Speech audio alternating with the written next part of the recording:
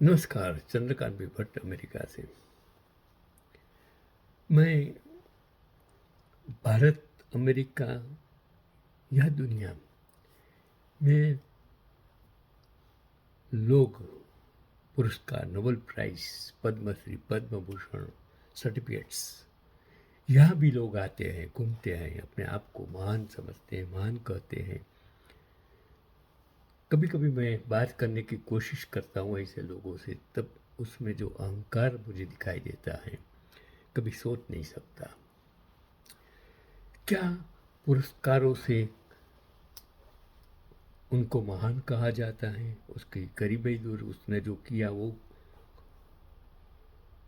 जिस प्रताड़नाएं बैठी उस खत्म हो गई? नहीं, कुछ नहीं। चलो आप तो यूं तो कुछ नोबेल प्राइज, नोबेल प्राप्तकर्ताओं ने किसी न किसी कारण से अपने नोबेल पुरस्कार को नीलाम भी किया है।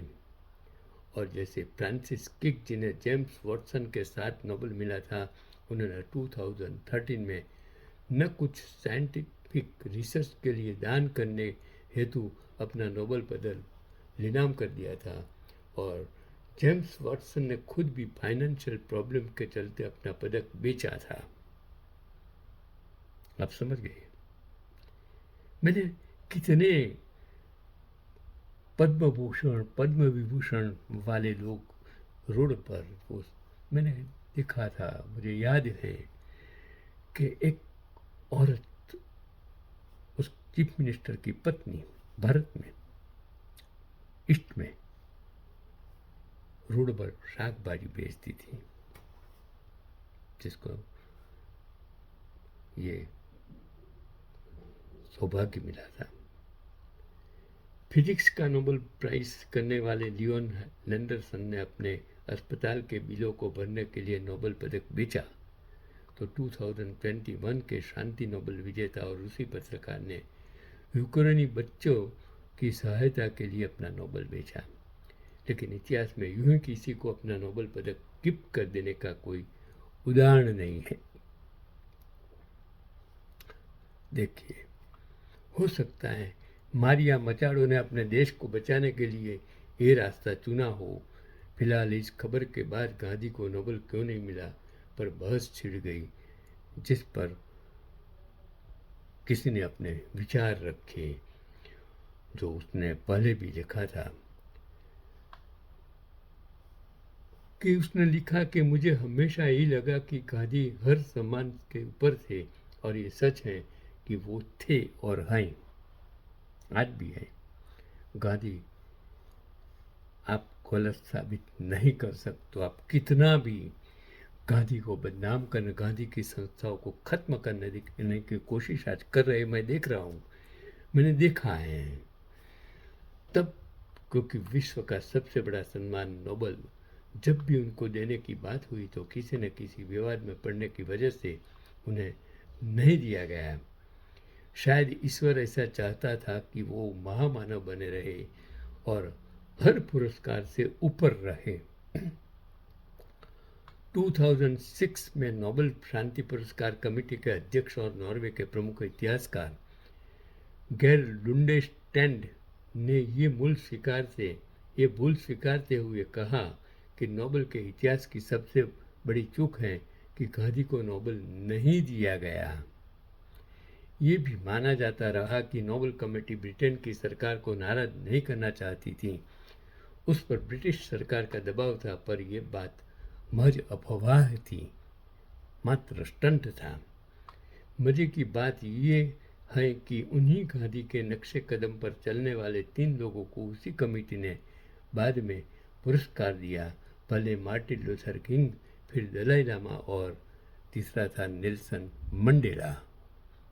वही नोबेल प्राइज इनको मिला जो गांधी के नक्शे कदम पर चले और गांधी के चिंधे हुए राह पर उसने लोगों के लिए, समाज के लिए, दुनिया के लिए काम किया। गांधी जी को 4 बार नोबेल कमेटी ने नॉमिनेट किया, सन 1938, 1939, 1947 और 1948 में। लेकिन सन 1937 से 1939 तक नोबेल कमेटी के एडवाइजर रहे जैकब वार्म मुलर का मानना था कि गांधी ने जो भी किया वो बस भारत के लिए किया। दक्षिण अफ्रीका में रहते हुए भी उन्होंने वहाँ के लोगों के लिए कुछ नहीं किया। इसके बाद नोबेल कमेटी ने गांधी जी को नोबेल देने का विचार खत्म कर दिया, त्याग दिया। और जब 1947 में उन्हें फिर से नॉमिनेट किया गया तो भारत पाकिस्तान विभाजन की वजह से नोबेल कमेटी ने 5 में से 3 सदस्य नहीं चाहते थे कि उन्हें नोबेल दिया जाए, और बस इसलिए ही उस साल भी दंगों के बीच बेसुध होकर घूमते रहे निडर बुढ़े को ये पुरस्कार नहीं दिया गया और इसे एक संस्था केकर को दे दिया गया।